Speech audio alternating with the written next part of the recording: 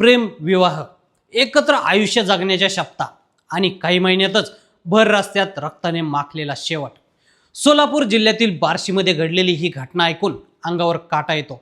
एका पतीनं आपल्या पत्नीला रस्त्यात अडवलं, वाद झाला आणि संतापाच्या भरात तिच्यावर तब्बल 50 वार करत तिचा निर्घृण खून केला. इतकंच नाही, पत्नी रक्ताच्या थरारत पडलेली असताना देखील तो थांबला नाही आणि शेवटी गळा चिरून स्वतःहून पोलीस स्टेशनमध्ये जाऊन हजर झाला.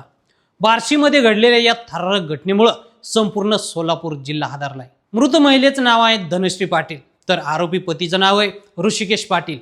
दोघेही उच्च शिक्षित, दोघेही खाजगी बँकेत चांगल्या पदावर काम करणारे आणि काही महिन्यांपूर्वी प्रेम विवाह केलेले हे जोडपं. पण या प्रेमकथेचा शेवट इतका भयानक होईल याची कल्पनाही कोणाला नव्हती. पोलिसांनी दिलेल्या माहितीनुसार लग्नानंतर काही दिवसातच दोघांमध्ये किरकोळ कारणावरून वाद सुरू झाले होते. संशय, भांडणं आणि मारहाणीच्या घटना वाढत असल्याची प्राथमिक माहिती समोर आली. मागील काही दिवसांपासून हा वाद अधिकच चिघळला होता.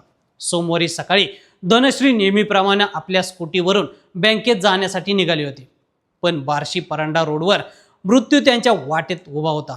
ऋषिकेशनं रस्त्यात धनश्रीला अडवलं. दोघांमध्ये पुन्हा वाद झाला आणि अचानक त्याने सोबत आणलेल्या चाकूनं धनश्रीवर हल्ला चढवला. प्रत्यक्षदर्शींनी सांगितलं की ऋषिकेश अक्षरशः राक्षसासारखा वागत होता. सपासप वार करत राहिला. लोकांनी थांबवण्याचा प्रयत्न केला, पण त्यानं चाकूचा धाक दाखवत लोकांनाही धमकावलं. धनश्री रक्ताच्या थरारत पडली होती, पण तरीही ऋषिकेश थांबला नाही. शेवटी त्यानं तिचा गळा चिरला आणि ती जागीच कोसळली. भर रस्त्यात घडलेला हा थरार पाहून परिसरात भीतीचं वातावरण निर्माण झालंय. काही लोकांनी पळ काढला, तर काही जण मदतीसाठी पुढे आले, पण तोपर्यंत खूप उशीर झाला होता.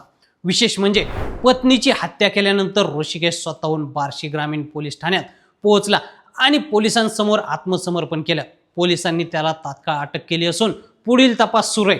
या घटनेनंतर एक मोठा प्रश्न समोर आलाय. नात्यातील संशय, राग आणि मानसिक तणाव इतक्या टोकाला कसा पोहोचतो की प्रेम करणारा व्यक्तीच जीव घेणारा बनतो. प्रेम विवाह करून एकत्र संसार सुरू केलेल्या या जोडप्याचा शेवट इतक्या क्रूर पद्धतीने झाल्यामुळं बार्शीसह संपूर्ण सोलापूर जिल्ह्यात हळहळ व्यक्त केली जाते.